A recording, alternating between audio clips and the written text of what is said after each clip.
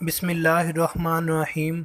अस्सलामुअलैकुम नाज़रीन, बाज़ औक़ात इंसान का पेट बड़ा हो जाता है और बड़ा होने के साथ साथ उसका पेट लटक जाता है, जिसकी वजह से वो बहुत ही परेशान रहता है। तो नाज़रीन, आज हम आपको इस वीडियो में बताएंगे कि बड़ा हुआ पेट नॉर्मल कैसे किया जाए। नाज़रीन, इसके लिए आपको 3 चीज़ों की ज़रूरत पड़ेगी। जो सबसे पहली चीज़ है वो है कलवंजी 50 ग्राम, लीमू का अरक हस्बे ज़रूरत, और इसके लिए गुलाब का अरक भी होना लाजमी है।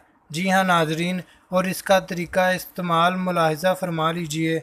नाजरीन, किसी शीशे की प्याली में कलवंजी रख कर इसमें इतना अरक डालें कि कलवंजी अरक में डूब जाए, फिर इसे डांप कर रख लें।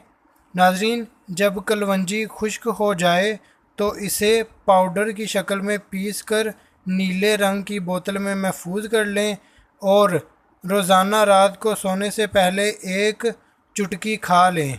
नाजरीन, इसके साथ साथ पेट कम होने की वर्जिश भी ज़रूरी है।